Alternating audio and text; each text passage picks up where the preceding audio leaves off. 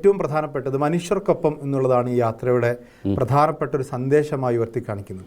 ഈ മനുഷ്യർക്കൊപ്പം എന്ന് പറയുമ്പോഴും ബിദഈ പ്രസ്ഥാനത്തിൽപ്പെട്ട മുജാഹിദുകളാണെങ്കിലും ജമാഅത്തെ ഇസ്ലാമിക്കാരാണെങ്കിലും അവരൊന്നും കൂടെ കൂട്ടാൻ പറ്റില്ല.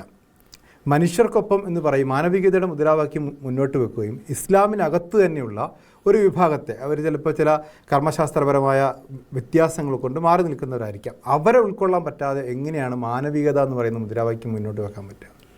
മനുഷ്യർക്കൊപ്പം എന്ന് പറഞ്ഞാൽ അതിൻ്റെ അർത്ഥം മനുഷ്യത്വമുള്ളവർക്കൊപ്പം എന്നാണ്. അല്ലാതെ ലോകത്ത് വ്യത്യസ്തങ്ങളായ അഭിപ്രായ ഭിന്നതയുള്ളവരെ രണ്ടു കൂട്ടരും കൂടി വാരിപ്പിടിക്കണമെന്നോ ഒന്നാക്കണമെന്നൊന്നും ഞങ്ങൾക്ക് ആർക്കും അഭിപ്രായമില്ല. അതായിട്ട് സാധിക്കുന്നതുമല്ല. ഇപ്പോൾ നിങ്ങളിപ്പം ചോദിച്ചപ്പോൾ നേരത്തെ നിങ്ങൾ പറഞ്ഞ വ്യക്തിത്വം, അപ്പോൾ അദ്ദേഹം ശക്തമായി ഞങ്ങളുടെ പ്രസ്ഥാനത്തെയും സമൂഹത്തെ ആക്ഷേപിക്കുന്ന ഞങ്ങൾക്ക് മറുപടി പറയാക്കാൻ പറ്റുമല്ലോ. ആയതുകൊണ്ട് ഞങ്ങളെ വേദിയിൽ വിളിക്കാനോ ഞങ്ങൾക്ക് ഒന്നിച്ചിരിക്കാനോ ഞങ്ങൾക്ക് കൂടെ കൊണ്ടുപോകാനോ ഞങ്ങൾക്ക് പറ്റുമല്ലോ. എന്ന പോലെ തന്നെ നിങ്ങൾ ഈ ചോദിച്ച പ്രസ്ഥാനങ്ങളൊക്കെ ഈ മനുഷ്യത്വം ഞങ്ങളെ മനുഷ്യരായി ഞങ്ങളെ മുസ്ലിമീങ്ങളായി അംഗീകരിക്കുന്നില്ല എന്നുള്ളതാണ് പ്രശ്നം. ഞങ്ങൾ 5 വക്ത് നിസ്കരിക്കും, കൂട്ടുപ്രാർത്ഥന നടത്തും, ഞങ്ങളുടെ ആചാരാനുഷ്ഠാനങ്ങൾ ഇസ്തിഗാത്ത തപസ്സുലൊക്കെ ഞങ്ങൾ നിർവഹിക്കും. അതൊക്കെ ഇസ്ലാമികമല്ല, ഇസ്ലാമിന് പുറത്താണ്, അത് ബഹുദൈവാരാധനയാണ് എന്ന് നാടുനീളെ പറഞ്ഞ് നടക്കുമ്പോൾ പിന്നെ എങ്ങനെ നമ്മൾ അവരെ ഞങ്ങളെ കക്ഷികളായിട്ട് കാണാൻ പറ്റുക? അപ്പോൾ അവരെ തിരുത്തുകയും അവരെ ഉപദേശിക്കുകയും നന്നാക്കി കൊണ്ടുവരികയും ചെയ്യുക എന്നുള്ളതാണ് ഞങ്ങളുടെ ലക്ഷ്യം. അതോടുകൂടെ തന്നെ ഞങ്ങൾ മാനുഷിക പരിഗണന എല്ലാവർക്കും ഞങ്ങൾക്ക് നൽകും. ബന്ധങ്ങൾ പല വിധത്തിലാണ്. ഇപ്പോൾ കുടുംബ ബന്ധമുണ്ട്, സൗഹൃദ ബന്ധമുണ്ട്, മാനുഷിക ബന്ധമുണ്ട്, അയൽവക്ക ബന്ധമുണ്ട്, ബിസിനസ് ബന്ധങ്ങളുണ്ട്. അത് ഓരോ ബന്ധങ്ങൾക്കനുസരിച്ച് ഞങ്ങൾ ആ ബന്ധങ്ങൾ കീപ്പ് ചെയ്ത് മുന്നോട്ട് പോകും. ഇനി മാത്രമല്ല, നിങ്ങൾ ആലോചിച്ച് നോക്കൂ, ഇവിടെ വലിയ വിവാദമുണ്ടാക്കി കേരളത്തിലെ പുത്തൻവാദികളുടെ ഒരു പ്രമേയം. ആ പ്രമേയം 1936 അൽ മുർഷിദ് എന്ന ഒരു പത്രം, അതിന്റെ പുസ്തകം 2,03,000 ആ പ്രമേയം അവര് കൊടുത്തിട്ടുണ്ട്. ഞാൻ ആ പ്രമേയം ഒന്ന് വായിക്കാം. ഈ ഉമ്മത്തിന്റെ ഐക്യം തകർത്ത പ്രമേയം. ഒരുമയിൽ കഴിഞ്ഞിരുന്ന മുസ്ലിമീങ്ങൾ പള്ളിയുടെ ഉള്ളിൽ പോലും വ്യത്യസ്തമായ രീതികളിലേക്ക് ഉമ്മത്തിനെ കൊണ്ടുപോയത് ആരാണ്? ആരാധനയുടെ ഐക്യം തകർത്തത് ആരാണ്? അറബി ഭാഷയിൽ ലോക മുസ്ലിമീങ്ങളെ ഇസ്ലാം ഈ ഉമ്മത്തിനെ ഐക്യപ്പെടുത്തി. ആ ഐക്യം തകർത്തു. ഈ പ്രമേയം പറയുന്നറിയോ? ഞാനത് വായിക്കാം. മിൻ ഹൈസു ഇന്ന ഖുതുബത്തൽ ജുമുഅത്തിൽ ജാരിയ. ആ പ്രമേയം അങ്ങനെയാണ്. അറബി തിരിയണ ആർക്കും അറിയാം. എന്താണ് ഈ പറയുന്നത്? മിൻ ഹൈസു ഇന്ന ഖുതുബത്തൽ ജുമുഅത്തിൽ ജാരിയ. എന്താ ഈ ജാരിയ എന്ന് പറഞ്ഞാൽ? ഇന്ന് നിലവിൽ നടന്നു വരുന്ന ജുമുഅ ഖുതുബ. ഇതൊക്കെ എല്ലാവരും ഒന്ന് പഠിക്കും. ഇവരുടെ പ്രമേയമാണിത്. ഇന്ന് നിലവിൽ നടന്നു വരുന്ന നാട്ടിലെ നിലവിലുള്ള അറബിയിലുള്ള ഖുതുബ, ജുമുഅ ഖുതുബ, അതിനെക്കുറിച്ച് ഈ സലഫികൾ പറയാണ്, വഹാബികൾ പറയാണ്, ഗൈറു മഫ്ഹൂമത്തിൽ ലിഅമത്തിന്നാസ്. അത് ജനങ്ങൾക്ക് മനസ്സിലാകുന്നില്ല. എന്തേ കാരണം? ലികൗനിഹാ അറബിയതൻ. ഈ ഖുതുബ അറബിയിലായത് കാരണം, സ്വഅബത്തൽ ഫഹ്മി, മനസ്സിലാക്കാൻ പ്രയാസമുള്ള അറബിയിലാണ് ഖുതുബ. അത് കാരണം പൊതുജനത്തിന് തിരിയുന്നില്ല. എന്നിട്ട് ഇവർ പറയാണ്, വൽ ഹഖു, സത്യത്തില്, അൻ തകൂന മഫ്ഹൂമതൻ, ഖുതുബ ജനങ്ങൾക്ക് തിരിയണമെന്നാണ്. ഖുതുബ ജനങ്ങൾക്ക് തിരിയണമെന്നാണ്. തുർഷിദു ഹാദിഹിൽ ജംഇയ്യത്തു ഖുതബാ അൽ മസാജിദി വമുതവല്ലിഹാ അൻ യുതർജിമുൽ ഖുതുബത ബിഹൈസു യഫ്ഹമുഹ സാമിഊൻ. അതുകൊണ്ട് ഈ സംഘടന ആഹ്വാനം ചെയ്യുന്നു. ഏത് സംഘടന? 1922 കൊടുങ്ങല്ലൂരിലെ ഏറിയാട്ടിൽ തുടക്കം കുറിച്ച മുസ്ലിം ഐക്യ സംഘം എന്ന സംഘടന. ആ സംഘടന പരിണമിച്ചതാണ് കേരള നദുവത്തുൽ മുജാഹിദീൻ. ആ സംഘടനയുടെ പേരാണ് കേരള സലഫികൾ എന്ന് പറയുന്നത്. ആ സംഘടനയാണ് കേരള വഹാബികൾ എന്നറിയപ്പെടുന്നത്. ഈ സംഘടന ആഹ്വാനം ചെയ്യുന്നു, പള്ളിയിലെ ഖതീബുമാരോട്, പള്ളി മുതവല്ലിമാരോട് ആഹ്വാനം ചെയ്യുന്നത്,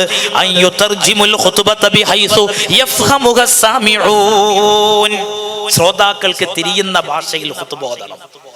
അപ്പൊ ഇവരുടെ പ്രമേയത്തിൽ തന്നെ മനസ്സിലായില്ലേ ഈ കേരളത്തിലെ അറബിയിലാണ് ഖുത്ബ നിർവഹിച്ചു വന്നിരുന്നത് എന്ന്. എന്നാൽ സത്യത്തിൽ ഖുത്ബ ജനങ്ങൾക്ക് തിരിയണം എന്ന് അവർ പറഞ്ഞത്. എന്തേ സ്വഹാബത്തിന് തിരിയാഞ്ഞ്? ഓലിവിടെ തേക്കും കച്ചവടത്തിന് വന്നതല്ല, അവരിവിടെ വന്നത് അള്ളാന്റെ ദീന് പരിചയപ്പെടുത്താനാ. അവർക്കറിയില്ലേ ഈ ഖുത്ബ ജനങ്ങൾക്ക് തിരിയണ കോലത്തില്? ഞാനൊരു പള്ളിയിലെ ഖത്തീബ, ഖുത്ബ ജനങ്ങൾക്ക് തിരിച്ചു കൊടുക്കണം എന്ന് അള്ളി റസൂലും പറഞ്ഞിട്ടില്ല. ഇല്ലാത്ത പറയേണ്ട കാര്യം എന്താ? ഇല്ലാത്ത പറയേണ്ട കാര്യം എന്താണ്? എന്നാ ഞാൻ ചോദിക്കട്ടെ, ഖുത്ബ ജനങ്ങൾക്ക് തിരിഞ്ഞിട്ടില്ലെങ്കിൽ ജുമാ ശരിയാകൂല എന്നാണ് ഇവർ പറയണെങ്കിൽ, ഈ കേരളത്തിലെ വഹാബികളൊക്കെ ഹജ്ജിനും ഉംറക്കും പോലില്ലേ? അറബിയിൽ ഏത് ഭാഷയിലെ കുത്തുബോധല്? അവിടെ അറബിയിലല്ലേ കുത്തുബോധ? അപ്പൊ ഇവർക്ക് തിരിയലുണ്ടോ അവിടുത്തെ കുത്തുബ? വളരെ രസകരമാണ് ഇവരുടെ കാര്യം. പക്ഷെ നമ്മൾ മനസ്സിലാക്കണം, ഇവര് പറയുന്നത് ദീനാണെന്ന് പലരും തെറ്റിദ്ധരിക്കും. ഇതിലെന്ത് ദീനാണുള്ളത്? ഈ ദീന് നശിപ്പിക്കാൻ, ഈ സമുദായത്തിന്റെ ഐക്യം തകർക്കാൻ, ആത്മീയതയെ ഇല്ലാതാക്കാൻ ബ്രിട്ടീഷുകാർ ഇറക്കുമതി ചെയ്ത സാധനത്തിന്റെ പേരാണ് വഹാബിസ് എന്ന് പറയുന്നത്. എന്റെ സദസ്സിൽ ഒരുപാട് പഠിക്കുന്ന കുട്ടികളുണ്ട്. നിങ്ങളൊക്കെ ഈ അടുത്ത കാലത്ത് പത്രമാധ്യമങ്ങളൊക്കെ ശ്രദ്ധിച്ചു കാണുമല്ലോ. ഈ അടുത്ത കാലത്താണ് സൗദിയുടെ കിരീടാവകാശി പറഞ്ഞൊരു കാര്യം ഉണ്ടായത്. എന്താ സൗദിയുടെ കിരീടാവകാശി പറഞ്ഞത്? സൗദി അറേബ്യയിൽ വഹാബിസം പ്രചരിപ്പിച്ചത് പടിഞ്ഞാറൻ താല്പര്യങ്ങൾക്ക് വേണ്ടിയായിരുന്നു എന്ന്. സൗദി ഇന്ന് പലതും തിരിച്ചറിഞ്ഞുകൊണ്ടിരിക്കുന്നു. പക്ഷെ നമ്മൾ മനസ്സിലാക്കണം, ഇന്നിപ്പോ ചിലര് ചില കാര്യങ്ങൾ പറയുമ്പോ മക്കത്തുണ്ടോ മദീനത്തുണ്ടോ എന്നൊക്കെ ചിലതിൽ ഇങ്ങനെ ചോദിക്കും. ആദ്യകാല മക്കയും മദീനയും വർത്തമാനകാല മക്കയും മദീനയും സൗദിയുടെ ഹിസ്റ്ററിയും എല്ലാം നമ്മളൊന്ന് മനസ്സിലാക്കുകയാണെങ്കിൽ ആ ചോദ്യത്തിന്റെ കഴമ്പ് എത്രത്തോളം ഉണ്ടെന്ന് നമുക്ക് തിരിച്ചറിയാൻ കഴിയും. ഇൻഷാ അല്ലാഹ് സമയത്തിനനുസരിച്ച് ഞാൻ അതിലേക്ക് കടന്നു വരാം. ഞാൻ പറഞ്ഞു വന്നത്, സ്വഹാബത്ത് ദീനെത്തിച്ച ഒരു നാടാണ് നമ്മുടെ കേരളം. അവര് പഠിപ്പിച്ച ആദർശത്തിൽ അടിയുറച്ചു നിൽക്കുന്നവരാരാ? അത് അഹ്ലു സുന്ന വൽ ജമാഅയുടെ ആളുകളാണ്. എന്ന് വെച്ചാൽ സുന്നികളെ പള്ളിയിൽ അറബിയിലുള്ള ഖുതുബ. എന്തേ കാരണം? സ്വഹാബത്ത് നിർമ്മിച്ച പള്ളിയിൽ നമുക്കവര് കാണിച്ചു തന്നത് അറബിയിലുള്ള ഖുതുബയാണ്. അറബിയിലാണ് ഖുതുബ ഓതേണ്ടതെന്ന് അവരെ പഠിപ്പിച്ചത് മുത്തു നബി സല്ലല്ലാഹു അലൈഹി വസല്ലമ തങ്ങളാണ്. ഇനി നോക്കൂ, ജുമഅക്ക് 2 ബാങ്ക് കാണാം സുന്നികളെ പള്ളിയിൽ. സുന്നികളല്ലാത്ത കക്ഷികളുടെ പള്ളികളിലോ ജുമഅക്ക് ഒരൊറ്റ ബാങ്കേ ഉള്ളൂ. ആരാണ് മുഅ്മിനീങ്ങളെ ഈ 2ാം ബാങ്ക് നടപ്പിലാക്കിയത്? ആരാണ് ഈ 2ാം ബാങ്ക് നടപ്പിലാക്കിയത്? അല്ലാഹുവിന്റെ റസൂലിന്റെ പ്രിയപ്പെട്ട ഖുലഫാഉർ റാഷിദീങ്ങളിൽപ്പെട്ട 3ാമത്തെ ഖലീഫയായ സയ്യിദുനാ ഉസ്മാൻ ഇബ്നു അഫ്ഫാൻ റളിയല്ലാഹു അൻഹു കേരള മുസ്ലിം ജമാഅത്ത് കൊണ്ടുവന്നതല്ല, സമസ്ത ഒരു പ്രമേയമാക്കി അവതരിപ്പിച്ചതല്ല 2ാമത്തെ ഖുതുബിനെ ബാങ്ക് എന്ന് പറയുന്നത്. അത് നടപ്പിലാക്കിയത് സ്വഹാബത്തല്ലേ? ഇസ്ലാമിലെ 3ാമത്തെ ഖലീഫയായ സയ്യിദുനാ ഉസ്മാൻ ഇബ്നു അഫ്ഫാൻ റളിയല്ലാഹു അൻഹു ആ ബാങ്കിനെ കുറിച്ചുകൊണ്ട് എന്താ ഇമാം ബുഖാരി അവിടുത്തെ സ്വഹീഹിൽ ഉദ്ധരിച്ചത്? 916ാമത്തെ ഹദീസ് ഒന്ന് വായിക്കൂ നിങ്ങൾ. ഇമാം ബുഖാരിയുടെ സ്വഹീഹുൽ ബുഖാരിയിലെ 916ാം ഹദീസ് നമ്പറായി കൊണ്ടുവന്ന ഹദീസിൽ ജുമഅയുടെ 2ാം ബാങ്കിനെ കുറിച്ച് മഹാനായ ഇമാം ബുഖാരി റഹിമഹുല്ലാഹ് ഉദ്ധരിച്ച ഹദീസിൽ പറയുന്നത്, ഫസബതൽ അംറു അലാ ദാലിക്, ആ ബാങ്ക് സ്ഥിരപ്പെട്ടു.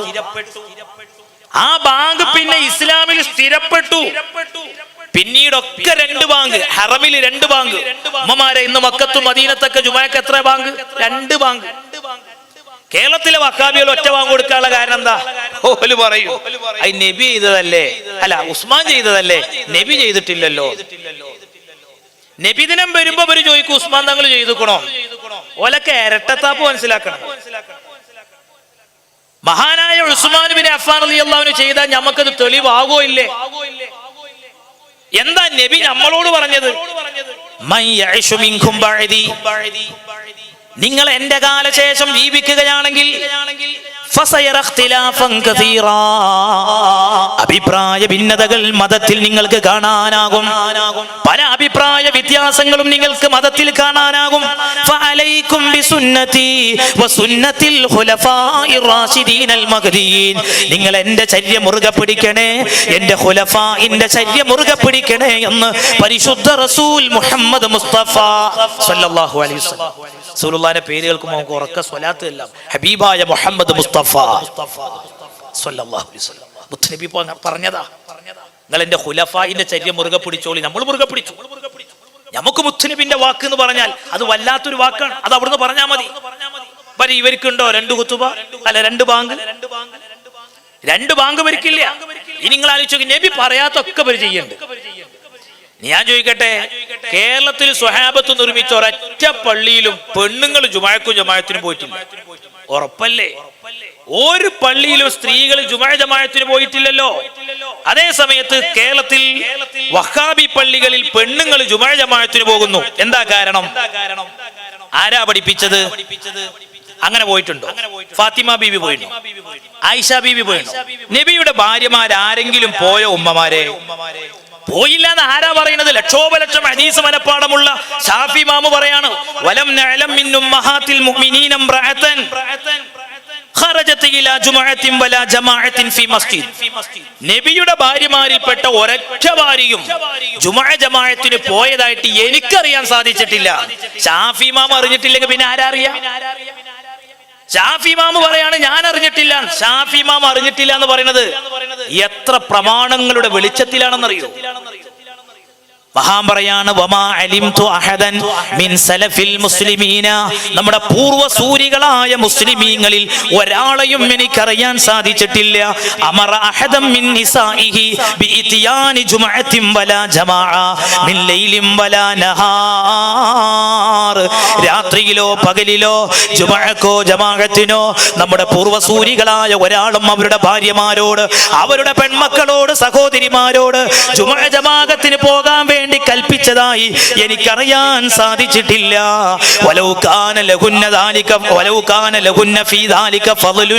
അതിൽ വല്ല പുണ്യവും ഉണ്ടായിരുന്നെങ്കിൽ എന്റെ സഹോദരിമാരറിയണം, എന്റെ പ്രിയപ്പെട്ട ഉമ്മമാരറിയണം. പള്ളിയിലുള്ള ജുമുഅക്ക് നിങ്ങൾക്ക് എന്തെങ്കിലും ഒരു പുണ്യമുണ്ടായിരുന്നെങ്കിൽ, പള്ളിയിൽ നടക്കുന്ന അന്യപുരുഷന്മാരോടൊത്തുള്ള ജമാഅത്തിൽ മേളിക്കുന്നതിൽ നിങ്ങൾക്ക് എന്തെങ്കിലും മഹത്വം ഉണ്ടായിരുന്നെങ്കിൽ, ബഹുമാനപ്പെട്ട ശാഫിഈ ഇമാം പറയുന്നു, നമ്മുടെ പൂർവ്വസൂരികളല്ലേ അവരെ ഭാര്യമാരോട് കൽപ്പിക്കുക, നമ്മുടെ മുൻഗാമികളല്ലേ അവരുടെ ഭാര്യമാരോട് കൽപ്പിക്കുക. അവർക്ക് സമ്മതം കൊടുക്കൂലേ പള്ളിയിൽ പോകാൻ? അതുണ്ടായില്ല. എന്തേ കാരണം? എന്തേ ആയിഷ ബീവി പോകാതിരുന്നത്? ആയിഷ ബീവി പോകാതിരുന്നത് എന്താ? ഖൈറു മസാജിദിൻ നിസാഇ ഖൈറു ബുയൂതിഹിന്ന. അല്ലാഹുവിന്റെ റസൂലിന്റെ പ്രിയപ്പെട്ട പത്നിമാരോട് അവിടുന്ന് പഠിപ്പിച്ച നിർദ്ദേശമാണ്, ഒരു പെണ്ണിന്റെ ഉത്തമമായ പള്ളി ഏതാണ്? ഒരു പെണ്ണിന്റെ ഉത്തമമായ പള്ളി ഏതാണ്? ഒരു പെണ്ണിന്റെ ഉത്തമമായ പള്ളി അവളെ വീടിന്റെ അന്തർഭാഗമാണെന്ന് പരിശുദ്ധ റസൂൽ മുഹമ്മദ് മുസ്തഫ സല്ലല്ലാഹു അലൈഹി വസല്ലം. ഏതെങ്കിലും ഒരു ഹദീസിലുണ്ടോ ഒരു പെണ്ണ് പള്ളിയിൽ പോയി നിസ്കരിച്ചാൽ കൂടുതൽ കൂലി കിട്ടുന്നു? ഞാൻ ഈ സദസ്സിലിരിക്കുന്ന ചെറുപ്പക്കാരോട് ചോദിക്കട്ടെ, നിങ്ങൾ ഈ തലശ്ശേരി ഭാഗത്തൊക്കെ ഒരുപാട് പെണ്ണുങ്ങൾ ജുമാഅക്കും ജമാഅത്തിനും പോണ പെണ്ണുങ്ങളുണ്ടല്ലോ, നിങ്ങള് ആ പെണ്ണുങ്ങളെ ഭർത്താക്കന്മാരെ കണ്ടാ ചോദിക്കണം. ഒരു മൗലവിമാരോട് ചോദിച്ചോട്ടെ, ചോദിച്ചിട്ട് എന്നാ മതി മറുപടി. ഏതെങ്കിലും ഒരു ഹദീസിൽ ഒരു പെണ്ണ് വീട്ടിൽ നിന്ന് നിസ്കരിക്കാതെ പള്ളിയിൽ പോയി നിസ്കരിച്ചാൽ വീട്ടിൽ നിസ്കരിച്ചതിനേക്കാളും അധികം കൂലി പള്ളിയിൽ പോയി നിസ്കരിച്ചതിന്റെ പേരിൽ ആ പെണ്ണിന് കിട്ടുന്ന അറിയിക്കുന്ന ഒരു ഹദീസ്, പുണ്യ നബിയുടെ ഏതെങ്കിലും ഒരു ഹദീസ് വായിക്കാൻ പറ. ഇല്ല. എന്താ കാരണം? പുണ്യം എവിടെയെന്ന് പറഞ്ഞത് അറിയാം മുത്തുനബി, പെണ്ണിന് ഖൈർ വീടാണ്. ഖൈറുള്ള വീടുണ്ടായിട്ട് ഖൈറില്ലാത്ത പള്ളിയിൽ ആയിഷ ബീവി പോവോ? ഫാത്തിമ ബീവി പോവോ? നോക്കൂ നിങ്ങൾ, ആയിഷ ബീവിക്കൊക്കെ പള്ളിയിൽ പോയി ഹബീബായ നബി തങ്ങളെ കൂടെ നിസ്കരിക്കുമ്പോ ഒരു ഫിത്തിനും പേടിക്കണ്ട, ഒരു ഫിത്തിനും ഭയപ്പെടണ്ട. എന്തേ കാരണം? ആയിഷ ബീവിന്റെ വീടും മദീനത്തെ പള്ളിയും തമ്മിലുള്ള അകലം നിങ്ങൾ നോക്ക്. ഇന്ന് നിങ്ങൾ ഖുബ്ബത്തുൽ ഖളറാ കാണുന്നില്ലേ മദീനയില്? അത് ആയിഷ ബീവിന്റെ വീടാണത്. ആയിഷ ബീവിന്റെ വീട്ടിലാണ് പൊന്നാര നബി മുഹമ്മദ് മുസ്തഫ സല്ലല്ലാഹു അലൈഹി വസല്ലം വഫാത്തായത്. നബിമാരെവിടെ വെച്ചാണോ വഫാത്താകുന്നതെങ്കിൽ അവിടെയാണ് അവരെ അടക്കം ചെയ്യുന്നത്. ആയിഷ ബീവിന്റെ വീട്ടിലാണ് പുണ്യ നബി സല്ലല്ലാഹു അലൈഹി വസല്ലം തങ്ങളെ ഖബറുള്ളത്. അപ്പൊ നിങ്ങൾ നോക്ക്, ആ ഗുജറാത്ത് ഷരീഫിൽ നിന്ന് മദീനത്തെ പള്ളിയിലേക്കുള്ള അകലം ഒരു കാലം എടുത്തു വെച്ചാൽ ആയിഷ ബീവിക്ക് പള്ളിയിൽ പോകാമായിരുന്നില്ലേ? ആരാ പള്ളിയിൽ ഇമാമത്ത് നിൽക്കുന്നത്? ആയിഷ ബീവിയുടെ പ്രിയപ്പെട്ട ഹസ്ബൻഡ് ഹബീബായ മുഹമ്മദ് മുസ്തഫ സല്ലല്ലാഹു അലൈഹി വസല്ലം. എന്തെങ്കിലും ഫിത്ന പേടിക്കണോ? എന്തെങ്കിലും ഫിത്ന ഭയപ്പെടണോ? എന്നിട്ടും ആയിഷ ബീവി പോയില്ല. എന്തേ കാരണം? അവിടുന്ന് പഠിപ്പിച്ചു കൊടുത്തിട്ടുണ്ട്, ആയിഷ ഇവിടെയുള്ള ജമാഅത്തല്ല പുണ്യം, വീട്ടിലുള്ള നിസ്കാരമാണ്. പെണ്ണിന് അങ്ങനെയാണ്. അത് ഏതാണ് ആ പള്ളി? നിങ്ങൾ ആലോചിക്കണം. തലശ്ശേരിയിലെ സലഫി പള്ളിയും മദീനത്തെ പള്ളിയും ഒരുപോലെയാണെന്ന് ധരിക്കരുത്. ഏതാണ് ആ പള്ളിയുടെ മഹത്വം? ഇമാം ബുഖാരി ഉദ്ധരിച്ച ഹദീസിൽ കാണാം, സ്വലാത്തും ഫീ മസ്ജിദി തഅദിലു അൽഫ സ്വലാത്തിൻ ഫീമാ സിവാഹു ഇല്ലൽ മസ്ജിദൽ ഹറാം. ലോകത്തെ ഏറ്റവും പുണ്യമുള്ള രണ്ട് പള്ളി അത് മസ്ജിദുൽ ഹറാമാണ്, ഒന്ന് മദീനത്തെ പള്ളിയാണ്. എത്രയാണ്? ആയിരക്കണക്കിന് റക്അത്ത് നിസ്കരിച്ചതിന്റെ കൂലിയല്ലേ മദീനത്തെ പള്ളിയിൽ നിസ്കരിച്ചാൽ കിട്ടുന്നത്? ആ പുണ്യമേറെയുള്ള പള്ളിയിൽ പോലും നബി പത്നിമാര് പോയില്ല എങ്കിൽ ആരാണ് ഈ മുസ്ലിം സഹോദരിമാരെ പള്ളിയിലേക്ക് എഴുന്നള്ളിച്ചത്? ആരാണ് എഴുന്നള്ളിച്ചത്? അത് അള്ളാഹു റസൂൽ പഠിപ്പിച്ച ദീനിലുണ്ടോ? പരിഷ്കാരത്തിന്റെ പേരിൽ മുസ്ലിം പെണ്ണുങ്ങളുടെ ഈ പള്ളി പ്രവേശനം പ്രമാണങ്ങളുടെ പിൻബലമില്ലാത്ത കാര്യമല്ലേ സഹോദരങ്ങളെ? അങ്ങനെ തുടങ്ങി പലതും നമുക്ക് കാണാൻ കഴിയും. അപ്പൊ 1920 കാലം വരെ ഈ വക സാധനം ഒന്നും കേരളത്തിൽ ഉണ്ടായിരുന്നില്ല. നബിയുടെ കാലത്ത് ദീനെത്തിയ ഒരു നാട് എത്ര മനോഹരമായി, ആദർശ ഐക്യത്തിൽ കഴിഞ്ഞുകൂടിയ ഒരു നാടാ നമ്മുടെ കേരളം. അങ്ങനെയാണ് 1922 പുതിയ വാദങ്ങളുമായി ചില കക്ഷികൾ വന്നത്.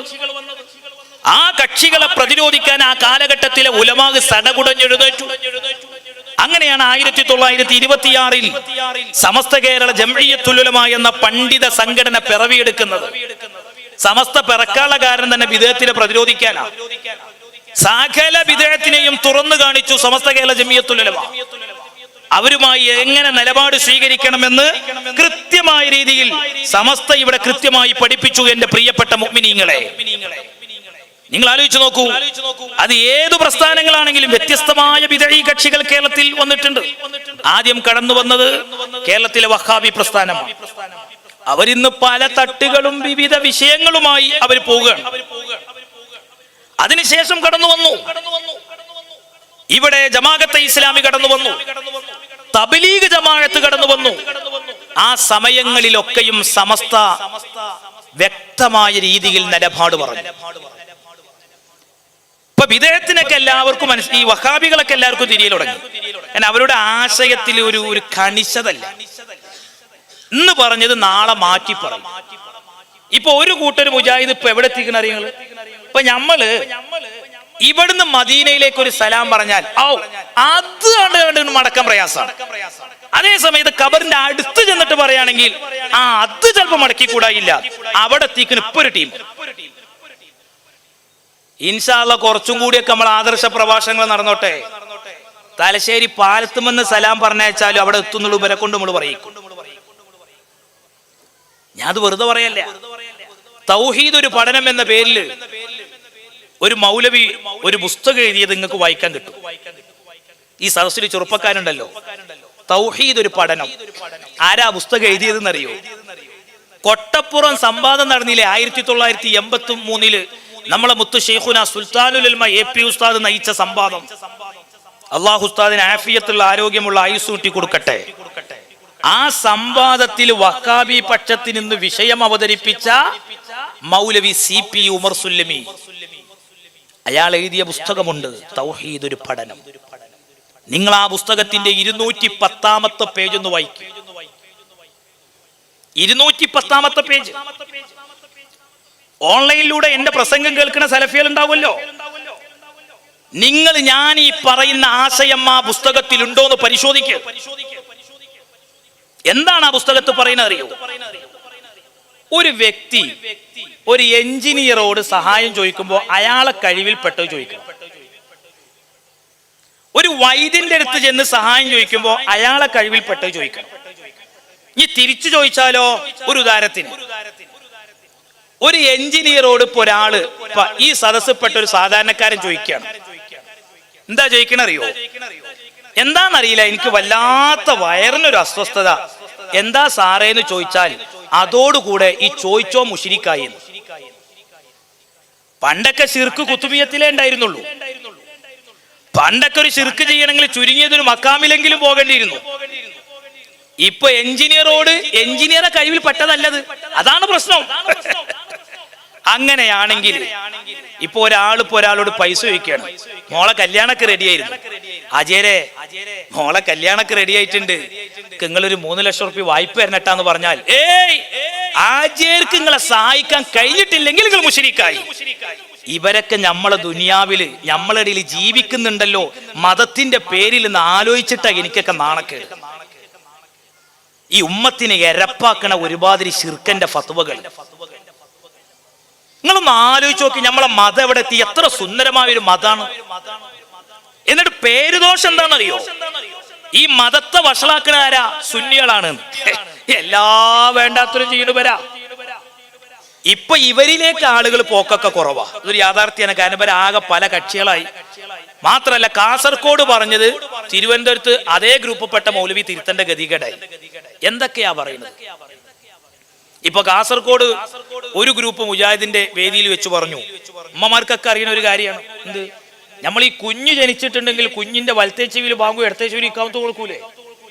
അത് വേണ്ടാന്നപ്പ കാസർഗോഡ് ഒരു മൗലവി പറഞ്ഞു. അതേ ഗ്രൂപ്പിന്റെ മൗലവി കോഴിക്കോട് നിന്ന് തിരുത്തിയിട്ട് പറഞ്ഞു, അത് അയാളത്ത് വന്ന അബദ്ധമാണ്, അങ്ങനെ പറയാൻ പാടില്ല. ബാങ്കു ഇക്കാമത്തും കൊടുക്കണ്ടെന്ന്. കാരണം എന്തറിയോ? പിശാചിന് നല്ല ഇഷ്ടപ്പെട്ട ഫത്വ ഇവർ കൊടുക്കുന്നത്. എന്തിനാ നമ്മൾ ബാങ്ക് കൊടുക്കണത്? ഒരു കുഞ്ഞ് ഈ ഭൂമി ലോകത്തേക്ക് വീണാല് ആദ്യമായി ഭൂമി ലോകത്ത് നിന്ന് കേൾക്കേണ്ട ശബ്ദം അത് പ്രപഞ്ച സൃഷ്ടാവിന്റെ ശബ്ദമാണ്, അല്ലാഹ് എന്നുള്ള ശബ്ദം. അതിനാ ബാങ്ക്. ആ ബാങ്ക് കേട്ടാൽ ഉമ്മുസുബിയ എന്ന് പറയുന്ന പിശാച് ബാധ കുട്ടികളെ ഏൽക്കൂലെന്ന പണ്ഡിതന്മാർ വിശദീകരിച്ചു പഠിപ്പിച്ചെന്നത്. മുത്തുനബി തങ്ങൾക്ക് പേരക്കുട്ടികളുണ്ടായി, ഹസൻ ഹുസൈൻ റളിയല്ലാഹു അൻഹുമാ. മുത്തുനബി തങ്ങൾക്ക് പേരക്കുട്ടികളുണ്ടായപ്പോ കൊടുത്തു. ഇവർക്ക് അംഗീകരിക്കാവുന്ന ഇവരുടെ നേതാക്കൾ തന്നെ ഇത്തരം ഹദീസുകളെ സ്വഹീഹായി ഉദ്ധരിച്ചു.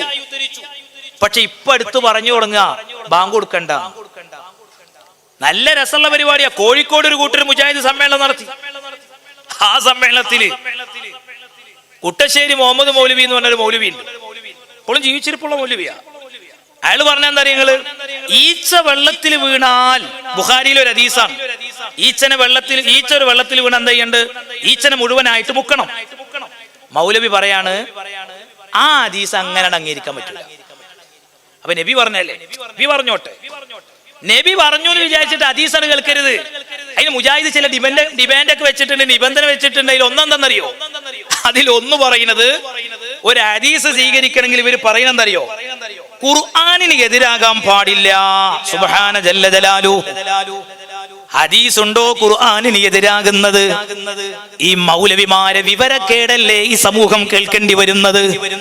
ഓ എന്റെ സഹോദരങ്ങളെ, ഖുർആനിന്റെ വ്യാഖ്യാനമല്ലേ മുത്തുനബി തങ്ങളെ ജീവിതം. അള്ളയും റസൂലും തമ്മിൽ സംഘട്ടന ഉണ്ടാകോ? എന്തൊരു എരപ്പത്തരമാണ് പറയുന്നത്. സുബ്ഹാനല്ലാഹ്.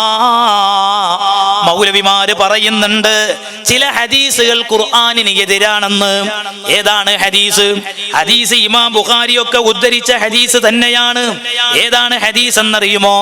അല്ലാഹുവിന്റെ റസൂൽ സല്ലല്ലാഹു അലൈഹി വസല്ലം തങ്ങൾ പറയുകയാണ്, ഒരു മയ്യത്ത് ഖബറടക്കം ചെയ്തു കഴിഞ്ഞാൽ, ഒരു മയ്യത്ത് ഖബറിൽ വെച്ച് കഴിഞ്ഞാൽ, വതവല്ല അൻഹു അസ്ഹാബുഹു, ആ മയ്യത്തിന്റെ ബന്ധപ്പെട്ട ആളുകൾ ആ ഖബറിന്റെ സമീപത്തിൽ നിന്ന് പിരിഞ്ഞു പോകുമ്പോ, വഇന്നഹു ലയസ്മഉ ഖർഅനി ആലിഹിം, ആ പിരിഞ്ഞു പോകുന്ന ആളുകളുടെ ചെരിപ്പടിക്കാലിന്റെ ശബ്ദം ഖബറാളി കേൾക്കും. അപ്പൊ മയ്യത്ത് കേൾക്കും. ഇത് ഖുർആനിനെതിരാണ്. ഖുർആനിനെതിരായ ഹദീസായിട്ട് ഉദാഹരണം കൊണ്ടുവരുന്നത് ഈ ഹദീസാ. എത്ര വലിയ വിവരക്കേടാണ്. അപ്പൊ ഈ ഹദീസിന് എതിരായിട്ട് ഒരു ആയത്തുണ്ടോ? ഉണ്ട് എന്നാ മൗലവിമാര് പറയുന്നത്. ഉമ്മമാരെ വിവരക്കേടാണ് ആയിട്ട് പറയുന്നത്. ഏതാണോ ഒരു പറയുന്ന ആയത്ത് അറിയങ്ങള്? അത് വിശുദ്ധ ഖുർആനിലെ സൂറത്തുൻ നംലിലെ 80-ാം വചനാണ്. അതിന് ഇവര് പഠിച്ച അർത്ഥമല്ല ഇതിനുള്ളത്. അവിടെയാ പ്രശ്നോ. സ്വന്തം നിലക്ക് ഖുർആൻ പഠിക്കാൻ പോകരുത്. മുഫസ്സിറുകൾ എങ്ങനെ ഖുർആൻ വ്യാഖ്യാനിച്ചു അതുപോലെ പഠിക്കണം. എന്നാ മുസീബത്ത് ഉണ്ടാവൂല, അല്ലെങ്കിൽ വൈരുദ്ധ്യമൊക്കെ തോന്നും. ഏതാണ് ആയത്ത്? അത് ഞാൻ പറയാം. ഇന്നക ലാ തുസ്മിഉൽ മൗത. ഇവര് പറയൽ എന്താ ഇതിനർത്ഥം? ഇന്നക ലാ തുസ്മിഉൽ മൗത എന്ന് പറഞ്ഞ എന്താ വഹാബികൾ കൊടുക്കാറുള്ള അർത്ഥം? എന്താ നിങ്ങള് മരിച്ചോര് കേൾക്കൂല. ആ ആയത്തിന് അങ്ങനെ ഒരു അർത്ഥമേ ഇല്ല. അതല്ല ഇതിനർത്ഥം. അതിന്റെ അർത്ഥം അതല്ല. ഓൺലൈനിൽ കേൾക്കുന്നുണ്ടാവൂലോ മൗലവിമാര്. നിങ്ങൾക്ക് ഇടങ്ങേറുണ്ടാവും ഞാൻ അത് പറയുമ്പോൾ എനിക്കറിയാം. അതിന്റെ അർത്ഥം അതാ, എന്തിനാ ഈ ഉമ്മത്തിനോട് നുണ പറയും നിങ്ങള്? എന്തിനാ നിങ്ങൾ ഇങ്ങനെ ഖുർആൻ പഠിപ്പിക്കണത്? ഉള്ളത് പറഞ്ഞു പഠിപ്പിക്കും. അതിന്റെ അർത്ഥം മരിച്ചോര് കേൾക്കൂലെന്നാ? സഹോദര, ഇമാം തബരിയുടെ തഫ്സീർ ഒന്ന് വായിക്ക്. ആ ആയത്ത് വിശദീകരിച്ചുകൊണ്ട് മഹാൻ പറയുന്നുണ്ട്, വഖൗലുഹു ഇന്നക ലാ തുസ്മിഉൽ മൗത യഖൂൽ, അല്ലാഹു പറയുന്നത് എന്തറിയോ? ഇന്നക യാ മുഹമ്മദ്, ഓ മുഹമ്മദ് നബിയെ, ലാ തഖ്ദിറു, നിങ്ങൾക്ക് കഴിയൂല, അൻ തുഫഹിമൽ ഹഖ മൻ തബഅ അല്ലാഹു അലാ ഖൽബിഹി ഫഅമാത, ഹൃദയം മരിച്ചവരെ കേൾപ്പിക്കാൻ കഴിയൂല. നമ്മൾ സാധാരണ ചില രക്ഷിതാക്കൾ പറയലുണ്ടല്ലോ, സാദേ എന്റെ മൂത്തൊരു ചെക്കനുണ്ട്, ഇത്ര പറഞ്ഞാലും കേൾക്കൂല. അതിന്റെ അർത്ഥം എന്താ? ഓൻ ചെവിപ്പൊട്ടനാണ് അതിന്റെ അർത്ഥം? അനുസരണയുടെ കേൾവി കേൾക്കൂല എന്നല്ലേ? ഇതേ ഈ പറഞ്ഞതിന് അർത്ഥമുള്ളൂ. എന്നിട്ട് മരിച്ചോര് കേൾക്കൂല, മുത്തുനബി തങ്ങൾ പറഞ്ഞതാ. മയ്യത്ത് കേൾക്കും, സ്വഹീഹായ ഹദീസാണ്. അപ്പൊ ഇവർക്ക് ഹദീസ് സ്വീകരിക്കണമെങ്കിൽ ഖുർആനിനെതിരാകാൻ പാടില്ല. സഹോദരങ്ങളെ, മഹാനായ അംറു ബിനുൽ ആസ് റളിയല്ലാഹു അൻഹു പ്രമുഖ സ്വഹാബി വര്യനാണ്. അവര് ചെയ്ത വസിയ്യത്ത് കാണാം. അത് ഇമാം മുസ്ലിം റിപ്പോർട്ട് ചെയ്യുന്ന ഹദീസിൽ കാണാം. അവിടുന്ന് പറയുകയാണ്, ഫൈദാ ദഫൻതുമൂനി, നിങ്ങൾ എന്നെ മറവ് ചെയ്തു കഴിഞ്ഞാൽ, നിങ്ങൾ എന്നെ മറവ് ചെയ്തു കഴിഞ്ഞാൽ എന്റെ ശരീരത്തിലേക്ക് നിങ്ങൾ മണ്ണ് വാരിയിടണം. സുമ്മ അഖീമു ഹൗല ഖബ്രി ഖദ്റ മാ തുൻഹറു ജസൂറും വയുഖ്സമു ലഹ്മുഹുമാ ലഹ്മുഹാ. മഹാനവറുകൾ പറയുന്നത്, അതിനുശേഷം ഖബറിന്റെ ചാരത്ത് നിങ്ങൾ അതിന്റെ ചുറ്റുവട്ടത്ത് ഒരല്പസമയം നിൽക്കണേ. ഒരു ഒട്ടകത്തെ അറുത്ത് മാംസം വിതരണം ചെയ്യാൻ ആവശ്യമായ സമയം നിങ്ങൾ എന്റെ ഖബറിന്റെ സമീപത്ത് ചെലവഴിക്കണേ എന്ന് സ്വഹാബി വര്യനായ അംറു ബിനുൽ ആസ് റളിയല്ലാഹു അൻഹു വസിയ്യത്ത് ചെയ്യുകയാണ്. എന്താണ് അതിന്റെ കാരണം? ഹത്താ അസ്തഗ്നിസ ബിക്കും, ഞാൻ നിങ്ങളെ കണ്ട് സന്തോഷിക്കാനാണ്. ആ ഖബറിന്റെ പരിസരത്ത് നിൽക്കുന്നവരെ കണ്ടിട്ട് ഖബറാളി സന്തോഷിക്കാനാണ്. ആലോചിച്ചു നോക്കി. അപ്പൊ മരിച്ചോര് കേൾക്കുമെന്ന് വെച്ചാൽ മരിച്ചോര് കേൾക്കും. അപ്പൊ ഇവര് പറയാണ്, ആയത്തിനെതിരാകാത്ത ഹദീസായിരിക്കണം. ഇതൊരു കഷ്ടം. പിന്നെന്തു വേണം? ബുദ്ധിക്കെതിരാകാൻ പാടില്ല, ശാസ്ത്രത്തിനെതിരാകാൻ പാടില്ല. അതുകൊണ്ടാണ് ഈച്ച വീണ ഹദീസ് ഇവർക്ക് സ്വീകാര്യമല്ലാത്തത്. ഈച്ച വെള്ളത്തിൽ വീണാൽ 14 നൂറ്റാണ്ട് മുമ്പ് മുത്തുനബി തങ്ങൾ പഠിപ്പിച്ചു, ആ ഈച്ചയെ മുഴുവനായി മുക്കണം. എന്തിനാ മുക്കുന്നത്? ഈച്ചയുടെ ഒരു ചിറകിൽ വിഷമാണെങ്കിൽ അതിന്റെ മറ്റേ ചിറകിലുള്ളത് ഔഷധമാണ്. ലോകത്ത് ഏതെങ്കിലും ഇന്നോളമുള്ള ഒരു ശാസ്ത്രജ്ഞൻ പുണ്യനബിയുടെ ഈ ഹദീസ് വെച്ചുകൊണ്ട് ഈച്ചയുടെ മറുചിറകിൽ ഈ വിഷത്തെ പ്രതിരോധിക്കാൻ ആവശ്യമായ ഔഷധമില്ല എന്ന് പഠനത്തിൽ തെളിയിച്ചതായി ഏതെങ്കിലും ഒരു വഹാബിക്ക് തെളിവ് സഹിതം സമർത്ഥിക്കാൻ കഴിയും? ഡോക്ടർ കൈറോത്തമീസ് ക്രൈസ്തവ പണ്ഡിതനാണ്. അദ്ദേഹം പറയുന്നുണ്ട്, ഞാൻ ഈച്ച വെള്ളത്തിൽ വീണ സമയത്ത് അതിനെ മുഴുവനായി മുക്കിയപ്പോഴും വീണ സമയമുള്ള വെള്ളവും തമ്മിൽ ഞാൻ പഠനവിധേയമാക്കിയപ്പോൾ എനിക്ക് ചില വ്യത്യാസങ്ങൾ എനിക്ക് ആ വെള്ളത്തിൽ കാണാൻ കഴിഞ്ഞിട്ടുണ്ട്. വിവരക്കേടല്ലേ പറയുന്നത്? പുണ്യനബിയെ അക്ഷരാർത്ഥത്തിൽ ഉൾക്കൊള്ളാൻ കഴിയുന്നില്ല. നമ്മളെ സംബന്ധിച്ചിടത്തോളം പുണ്യനബി ഒരു കാര്യം പറഞ്ഞു എന്ന് പറഞ്ഞാൽ അത് സത്യമായി പുലർന്നിരിക്കും. വഹീന്റെ അടിസ്ഥാനത്തിലില്ലാതെ പുണ്യനബി സല്ലല്ലാഹു അലൈഹി വസല്ലം എന്തെങ്കിലും നമ്മളോട് സംസാരിച്ചിട്ടുണ്ടോ? അപ്പൊ സഹോദരങ്ങളെ, ഹദീസിന് അത് അംഗീകരിക്കണമെങ്കിൽ ഖുർആനിനെതിരാകാൻ പാടില്ല എന്നുള്ളതൊക്കെ വിവരക്കേടാണ്. അപ്പൊ ഞാൻ പറഞ്ഞു വന്നത് എന്താ വെച്ചാൽ, ഈ പുത്തനാശയക്കാർ അവർ ഇസ്ലാമിന്റെ ആദർശങ്ങളെ വഷളാക്കുകയാണ്. ഇതൊക്കെ ഇപ്പൊ സമൂഹം തിരിച്ചറിഞ്ഞുറങ്ങിയപ്പോ ബിദ്അത്തിലേക്ക്, വഹാബി മൗദൂദിസത്തിലേക്കൊന്നും ആളുകൾ പോക്ക് കുറവാ. ഇപ്പൊ പോകുന്നത് കുറച്ചു പേര്, ഇതിലൊക്കെ ചടച്ചു കുടുങ്ങിയ ആൾക്കാരൊക്കെ പോകുന്ന ഒരു കേന്ദ്ര ഏതാറിയങ്ങള് തബ്ലീഗ് ജമാഅത്ത് എന്ന് പറയുന്ന ഒരു വിഭാഗമാണ്. ഏതാണ് ഈ തബ്ലീഗ് ജമാഅത്ത്? വേഷത്തിൽ നല്ല സുന്നികളാ, കാണാൻ നല്ല മൊഞ്ച താടി, തരക്കടില്ലാത്ത തലപ്പാവുണ്ട്. സൗദി അറേബ്യയിൽ നിരോധിച്ചു. എല്ലാവർക്കും അറിയാലോ, ഈ അടുത്ത കാലത്താണ് സൗദി അറേബ്യയിൽ തബ്ലീഗ് ജമാഅത്ത് നിരോധിച്ചത്. സൗദി അറേബ്യയിൽ തബ്ലീഗ് ജമാഅത്തിന് നിരോധനം അവിടുത്തെ ഇസ്ലാമിക മന്ത്രാലയം വിജ്ഞാപനം പുറത്തിറക്കി. ഒരു കാര്യം കൂടെ ഇസ്ലാമിക കാര്യ വകുപ്പ് മന്ത്രി ഡോക്ടർ അബ്ദുൽ ലത്തീഫ് ഇബ്നു അബ്ദുൽ അസീസ് ആലു ഷെയ്ഖ് അറിയിച്ചു. ജുമുഅ ഖുതുബകളിൽ തബ്ലീഗ് ജമാഅത്തിന്റെ അപകടത്തെക്കുറിച്ച് മുന്നറിയിപ്പ് നൽകണം. സൗദിയിലെ ഇസ്ലാമിക കാര്യ വകുപ്പ് മന്ത്രിയുടെ അറിയിപ്പായിരുന്നു. നമുക്ക് എല്ലാവർക്കും അറിയാം. ഇതിനെ തുടർന്നുകൊണ്ടാണ് സൗദിയുടെ ഗ്രാൻഡ് മുഫ്തിയായ Abdul Aziz bin Abdullah Al Sheikh ട്വിറ്ററിൽ കുറിച്ചു തബ്ലീഗ് ജമാഅത്തിന്റെ അപകടം. ഇത് അൽ ഖലീജ് പത്രം റിപ്പോർട്ട് ചെയ്തില്ലേ? എന്താണ് സത്യത്തിൽ തബ്ലീഗ് ജമാഅത്തിനുള്ള കുഴപ്പം? തബ്ലീഗ് ജമാഅത്തിനുള്ള കുഴപ്പം എന്താ? പ്രത്യക്ഷത്തിൽ കുഴപ്പം കണ്ടെത്താൻ വലിയ പ്രയാസം തോന്നുന്ന ഒരു വിഭാഗമാണ് ഈ തബ്ലീഗ് ജമാഅത്ത്. വഹാബികളെ മാതിരി ഗണ്ണനായിട്ടുണ്ടാവില്ല, അവരിങ്ങനെ ഒതുങ്ങിക്കൂടും. അതിനെക്കുറിച്ച് നല്ല മനസ്സോടെ തന്നെ കേൾക്കുന്ന ആൾക്കാർ ഇനിയുള്ള ഞാൻ പറയുന്ന കാര്യം ശ്രദ്ധിച്ച് കേൾക്കണം. ഈ തബ്ലീഗ് ജമാഅത്ത് എന്ന് പറഞ്ഞാൽ ഒരു സംഘടനയാണത്, അതൊരു പ്രസ്ഥാനമാണ്, ഒരു പുത്തൻ വാദ പ്രസ്ഥാനമാണത്. അതുണ്ടാക്കിയ ആള് മുഹമ്മദ് ഇല്യാസ് എന്ന് പറയുന്ന ഉത്തരേന്ത്യയിലെ ഡൽഹിക്കടുത്ത മേവാത്തിൽ ജനിച്ചിട്ടുള്ള ഷാഖ് മുഹമ്മദ് ഇല്യാസ്.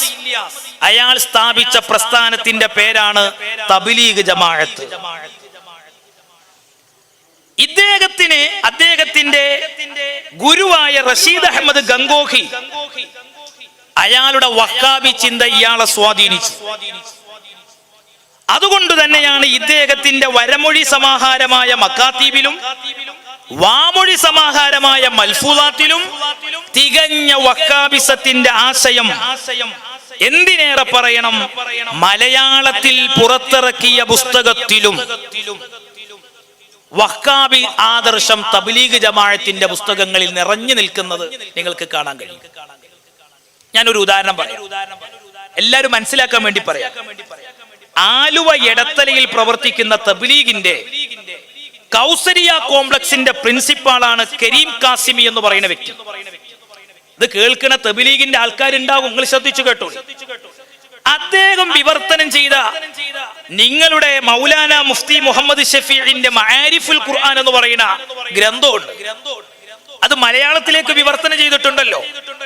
നിങ്ങൾ ആ ഗ്രന്ഥത്തിന് അതിന്റെ ആധികാരികത ബോധ്യപ്പെടണമെങ്കിൽ 1998 നവംബർ 3 നിങ്ങൾ മുഹമ്മദ് മൂസ കാഞ്ഞാർ അതിന് അവതാരിക എഴുതി കൊടുത്തതും കാണാൻ കഴിയുന്നുണ്ട്.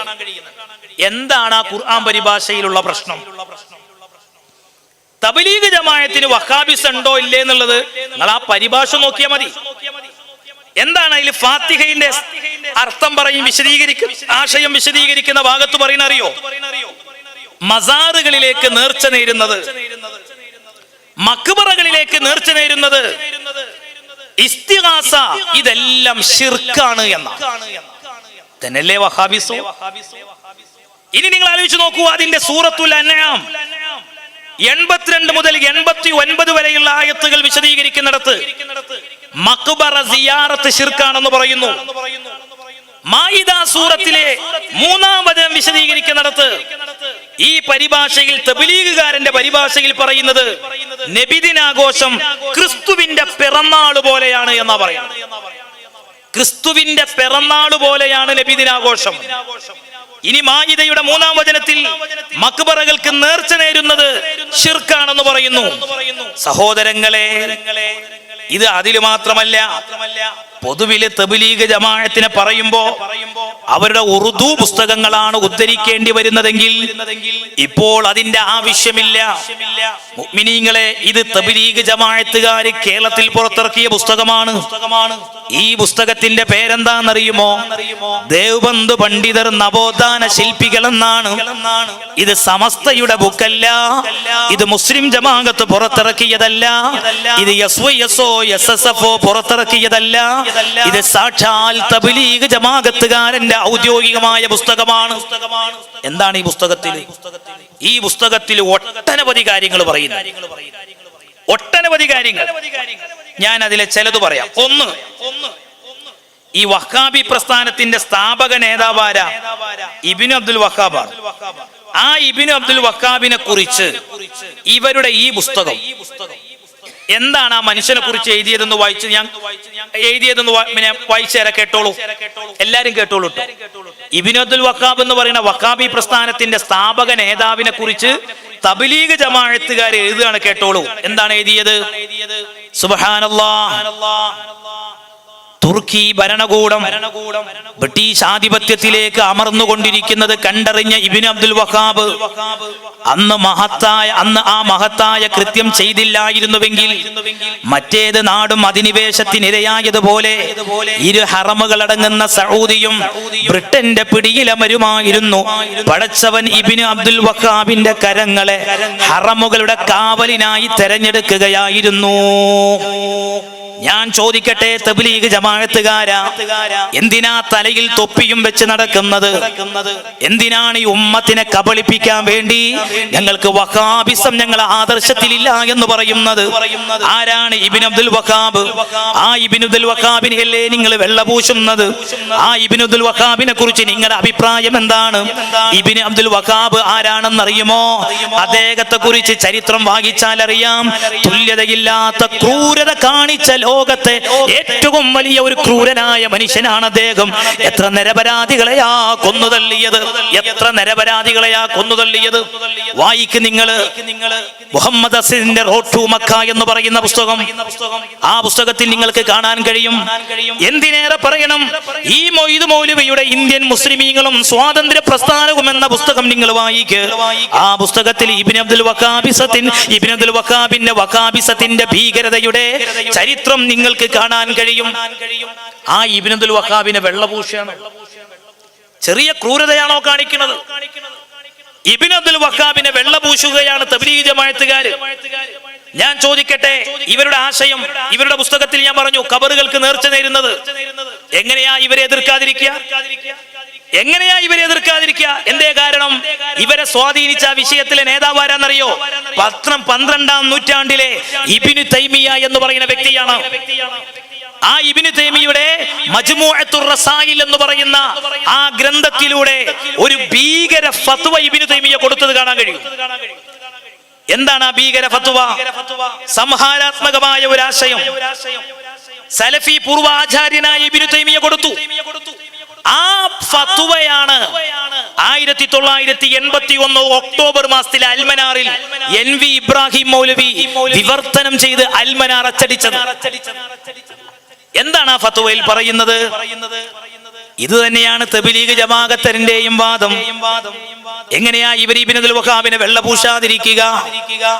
ആ ഫത്വയിൽ പറയാണ്, ഓ എന്റെ മുഅ്മിനീങ്ങളെ നന്നായി കേൾക്കണം, ഖബറുകൾക്ക് നേർച്ച നേരുന്നതിൽ ഫലമുണ്ടെന്നും പ്രതിഫലമുണ്ടെന്നും വിശ്വസിക്കുന്നവൻ വിഡ്ഢിയും വഴിപിഴച്ചവനുമാകുന്നു. അള്ളാഹുവിന്റെ അടുക്കലേക്ക് ആവശ്യപൂരണത്തിന് തന്മൂലം വഴി തുറക്കുമെന്നും വിഷമങ്ങളെ അത് നീക്കുമെന്നും സുഖസൗകര്യങ്ങൾക്ക് വഴി തുറക്കുമെന്നും ആയുസ്സിനെ സംരക്ഷിക്കുമെന്നും ഒക്കെ വിശ്വസിക്കുന്നവൻ അവിശ്വാസിയും മുശ്രിക്കുമായിരിക്കും. അവനെ കൊല്ലൽ നിർബന്ധമാണ്. ഞാൻ ചോദിക്കട്ടെ, ഇതല്ലേ IS-ന്റെ ഐഡിയോളജി? ഇതല്ലേ സകല തീവ്രവാദികളുടെയും ഐഡിയോളജി? ഈ ഖബറുകൾക്ക് നേർച്ച നേരുന്നതിൽ ഫലമുണ്ടെന്ന് വിശ്വസിക്കുന്നവൻ, പ്രതിഫലമുണ്ടെന്ന് വിശ്വസിക്കുന്നവൻ മസാറുകളിലേക്ക് മഹാത്മാക്കൾക്ക് വല്ലതും നേർച്ചയാക്കുന്നത് അത് ശിർക്കിന്റെ പരിപാടിയാണ്. അവൻ മുശ്രിക്കാണ്, അവനെ കൊല്ലൽ നിർബന്ധമാണ്.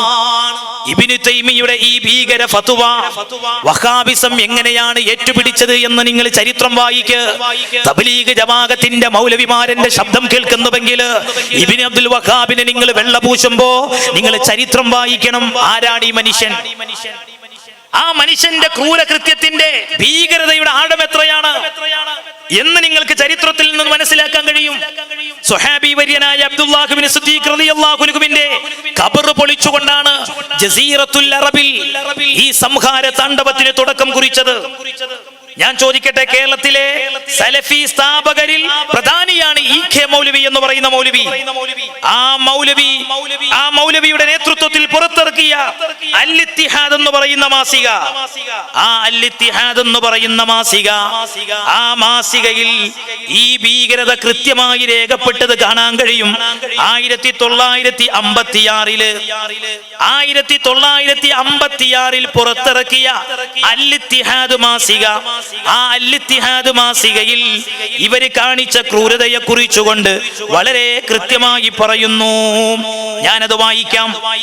1801 ഏപ്രിൽ 30-ാം തീയതി 10,000 വരുന്ന ഒരു വമ്പിച്ച വക്കാബി സൈന്യം കർബല പട്ടണം വളഞ്ഞു.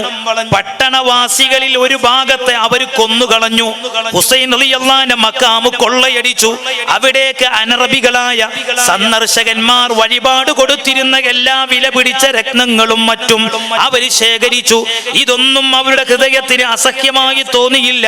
എന്തുകൊണ്ടെന്നാൽ ഖബറിന് വഴിപാട് കൊടുക്കുന്ന അവരുടെ നേരെ അവർക്കുണ്ടായിരുന്ന വീക്ഷണഗതി കാഫിറുകളുടെ നേർക്കുണ്ടായിരുന്ന അതേ വീക്ഷണഗതി തന്നെയായിരുന്നു. ഈ കൊള്ളക്ക് ഹേതുവായത് എന്താ കാരണം? 12-ാം നൂറ്റാണ്ടിലെ ഭീകര ഫത്വയാണ്, ഇബ്നു തൈമിയ്യയുടെ ഫത്വയാണ്.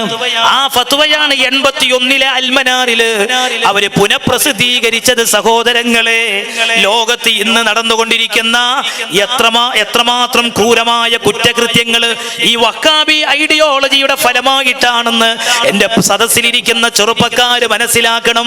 എന്നെ കേട്ടുകൊണ്ടിരിക്കുന്ന യുവാക്കൾ അറിയണം, വക്കാബിസം എന്ന് പറയുന്നത് ഒരു ഭീകര സംഘടനയാണ്, ഒരു തീവ്രവാദ പ്രസ്ഥാനമാണ്. ലോക മുഴുവൻ രാജ്യങ്ങളിലെയും ഭരണാധികാരികള് അത് പതിയെ പതിയെ ഇപ്പോൾ തിരിച്ചറിഞ്ഞുകൊണ്ടിരിക്കുന്ന ഒരു ഘട്ടമാണ്. ആ ഇബ്നു അബ്ദുൽ വഹാബിനെ തബ്ലീഗ് ജമാഅത്ത് എങ്ങനെയാ വെള്ളപൂശ്യ? തബ്ലീഗ് ജമാഅത്ത് എങ്ങനെയാണ് ഇബ്നു അബ്ദുൽ വഹാബിനെ വെള്ളപൂശ്യ? ആ ഇബ്നു അബ്ദുൽ വഹാബിന്റെ നേതൃത്വത്തിൽ നടന്ന വഹാബി ഭീകര സൈന്യം, അദ്ദേഹത്തിന്റെ ഐഡിയോളജി സ്വീകരിച്ച വഹാബി ഭീകരന്മാർ, അവർ ചരിത്രത്തിൽ കാണിച്ച ക്രൂരതയുടെ ആഴം എത്രയാണ്? കർബലയിലെ സലഫി കർസേവ ചരിത്രത്തിൽ തുല്യതയില്ലാത്തതാണെന്ന് നമുക്ക് മനസ്സിലാക്കാൻ കഴിയും. ആ ചരിത്രം വായിച്ചാൽ അറിയാം. വെള്ളപ്പതാക കാണിച്ച് അവിടുത്തെ നാട്ടുകാർ പറഞ്ഞു, ഞങ്ങൾ കീഴടങ്ങിക്കോളാം. ഒരു ദയയും കാണിക്കാതെ ഇസ്രയേൽ എന്ന് പറയുന്ന ജൂത തമ്മാടി രാഷ്ട്രം, ഫലസ്തീനിലെ ഗസ എന്ന് പറയുന്ന തുരുത്ത് 41 കിലോമീറ്റർ ആണ് അതിന്റെ നീളം, 10 കിലോമീറ്റർ ആണ് അതിന്റെ വീതി. 20 ലക്ഷത്തോളം വരുന്ന ജനങ്ങളാണ് ഗസയിൽ കഴിയുന്നത്. ആ ഗസയിലെ ജനങ്ങളെ, ആശുപത്രിയിൽ പരിക്ക് പറ്റി കഴിയുന്ന ആളുകളെ പോലും നിഷ്ഠൂരമായി കൊന്നുതള്ളുന്നത് നിങ്ങൾ കാണുന്നില്ലേ സഹോദരങ്ങളെ? അതിനേക്കാളും വേദനാജനകമാണ് കർബലയിലെ സലഫി കർസേവയുടെ ചരിത്രം നമ്മൾ വായിച്ചാൽ. എത്രയാണ് അവർ കൊന്നുതള്ളിയത്?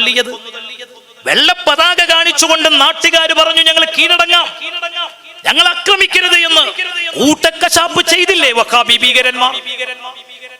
എന്നിട്ട് ഇബ്നു അബ്ദുൽ വഹാബിനെ വെള്ളപൂശി. സയ്യിദ് ഇബ്രാഹിം പറയുന്നുണ്ട്, ത്വായിഫിന്റെ ചരിത്രം രേഖപ്പെടുത്തുന്നിടത്ത് അദ്ദേഹം പറയുന്നുണ്ട്, 100 കണക്കിന് മുസ്ലിമീങ്ങളെ വഹാബി സൈന്യം കൊന്നുതള്ളി. ആരൊക്കെയാണ് അവരെ കൊന്നുതള്ളിയത്? എത്രയെത്ര ഉലമാക്കളെയാണ്. മക്കയിലെ ഷാഫി മുഫ്തിയായിരുന്നു അബ്ദുല്ലാഹി സാവി എന്ന് പറയുന്ന പണ്ഡിതൻ. ആ പണ്ഡിതനെ കൊന്നുതള്ളി. മക്കയിലെ കാളിയാണ് അബ്ദുൽ ഖൈർ എന്ന് പറയുന്നവർ, അവരെ കൊന്നുതള്ളി. ത്വായിഫിലെ കാളിയാണ് ഷെയ്ഖ് സുലൈമാൻ മുറാദ്, അവരെ കൊന്നുതള്ളി. 80 വയസ്സെത്തിയ സയ്യിദ് യൂസുഫ് സവാവിയെ കൊന്നുതള്ളി. ഷെയ്ഖ് ഹസൻ ഷൈബ്, അതുപോലെ തന്നെ ഷെയ്ഖ് ജഅഫർ ഷൈബ്, ഇവരെ മുഴുവനും കൊന്നുതള്ളി. എത്ര വലിയ ഉലമാക്കളെയാണ് കൊന്നുതള്ളിയത്. സയ്യിദ് ഇബ്രാഹിം എഴുതിയിട്ടുണ്ട് ചരിത്രം. 60 ദിവസം സഹോദരങ്ങളെ, 60 ദിവസം ആ മയ്യത്ത് സംസ്കരിക്കാൻ പോലും കഴിഞ്ഞില്ല ത്വായിഫിലെ മുസ്ലിങ്ങൾക്ക്. ചീഞ്ഞളിഞ്ഞ ജഡങ്ങളായി. ചരിത്രം പറയണമെന്നറിയോ? ത്വായിഫിലെ വഹാബിസത്തിന്റെ നരനായാട്ട് അവസാനിച്ചപ്പോ അവിടെ ബാക്കിയായ മനുഷ്യന്മാരെ എണ്ണം, ഒരഭിപ്രായം പറയുന്നത് 200-ൽ പരം ആളുകളെ ഉള്ളൂ. ബാക്കി മുഴുവൻ കൂട്ടക്കശാപ്പ് ചെയ്തു. ആ ഇബ്നു അബ്ദുൽ വഹാബിനെയാണോ തബ്ലീഗ് ജമാഅത്ത് വെള്ളപൂശുന്നത്? ഈ ഉമ്മത്ത് നിങ്ങൾക്ക് മാപ്പ് തരും. എത്ര വലിയ ക്രൂരകൃത്യമാണ് നിങ്ങൾ ചെയ്യുന്നത്? ഇതൊക്കെ ഏതെങ്കിലും ഒരു സമസ്ത പണ്ഡിതനെ എഴുതി വെച്ച കുറിപ്പിലുള്ളതാണോ? മുഹമ്മദ് അസ്ദ് റോറ്റു മക്കയിൽ വിശദീകരിച്ചിട്ടില്ലേ? ആരാണ് പറയാത്തത്?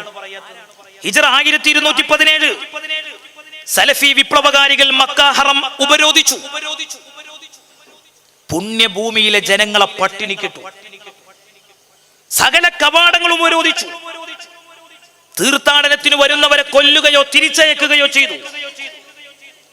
ഭക്ഷണം കിട്ടാതെ വിശന്നു മരിച്ചു സലഫി ഉപരോധത്തിന്റെ പേരിൽ പുണ്യഭൂമിയിലെ ജനങ്ങൾ. എന്റെ സദസ്സിലിരിക്കുന്ന യുവാക്കളെ, ഗൗരവത്തിൽ നമ്മൾ വായിക്കേണ്ട പഠിക്കേണ്ട ചരിത്രമാണ് വഹാബിസത്തിന്റെ ചരിത്രം. വിശന്നു മരിച്ചു നമ്മുടെ സഹോദര സഹോദരിമാർ. ചരിത്രം പറയുന്നുണ്ട്, വില കൊടുത്തു മുന്തിയ വിലക്ക് അവര് ഭക്ഷണം കഴിക്കിയത് എന്താണെന്നറിയോ? പട്ടികളുടെയും ചത്ത മൃഗങ്ങളുടെയും മാംസം ഉയർന്ന വില കൊടുത്ത് അതെങ്കിലും വാങ്ങി വിശപ്പടക്കേണ്ട ഗതികേട് വന്നു. എത്ര വലിയ വേദനാജനകമായ സാഹചര്യം. ഇനി നിങ്ങൾക്ക് കാണാം, ഉൻവാനുൽ മജിദ് ഫീ താരീഖിൻ നജ്ദ്, ഉസ്മാൻ ബിൻ ബിശ്ർ നജ്ദിയുടെ ഗ്രന്ഥമാണ്. ആ ഗ്രന്ഥത്തിൽ ഈ ചരിത്രം കോരിയിട്ടത് കാണാൻ കഴിയും. ഇതൊക്കെ ചരിത്ര പണ്ഡിതന്മാര്, പ്രമുഖ എഴുത്തുകാര് രേഖപ്പെടുത്തിയിട്ടുള്ള കാര്യങ്ങളാണ്. അതേപോലെ മക്ക മദീന ഉൾപ്പെടെ പഴയ ഹിജാസ് എന്നറിയപ്പെടുന്ന സ്ഥലം, അവിടുത്തെ ഭരണാധികാരിയായിരുന്നു ഷെരീഫ് ഗാലിബ് അഫന്തി. അവരുമായി സലഫി പട 50-ലധികം തവണയാണ് ഏറ്റുമുട്ടിയത്. 50-ലധികം തവണ ഏറ്റുമുട്ടി. ഒടുവിൽ 1212 അവർ മക്ക ആക്രമിച്ചു. 2000 പേരെ കൊന്നു സലഫി സൈന്യം. വഹാബികൾ 2000 പേരെ കൊന്നു. 1215 വീണ്ടും ത്വായിഫിൽ ആക്രമണം നടത്തി. ആയിരക്കണക്കിന് സ്ത്രീകളെയും കുട്ടികളെയും കൊന്നു.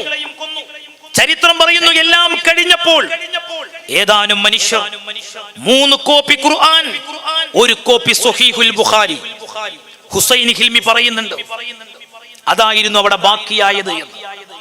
അപ്പൊ എത്രമാത്രം ഉണ്ടായിരിക്കും ആ ക്രൂരതയുടെ ആഴം. എന്നിട്ടാണ് തബ്ലീഗ് ജമാഅത്തുകാര് ഇബ്നു അബ്ദുൽ വഹാബിനെ വെള്ളപൂശിന്. മക്കയിലെ വിശ്രുത മുദരിസായിരുന്നു സൈനി ദഹ്ലാൻ. അദ്ദേഹത്തിന്റെ ഖുലാസത്തുൽ കലാം എന്ന് പറയുന്ന ഗ്രന്ഥം, ആ ഗ്രന്ഥത്തിൽ നിങ്ങൾക്ക് ഫിത്നത്തുൽ വഹാബിയ എന്ന് പറയുന്ന നീണ്ട ഒരു അധ്യായം കാണാം. ആ നീണ്ട അധ്യായത്തിൽ നിങ്ങൾ വായിച്ചാൽ കാണാം, പള്ളിയിൽ നിസ്കരിച്ചുകൊണ്ടിരിക്കുന്ന മനുഷ്യന്മാരെ വഹാബി സൈന്യം ക്രൂരമായി കൊലപ്പെടുത്തി.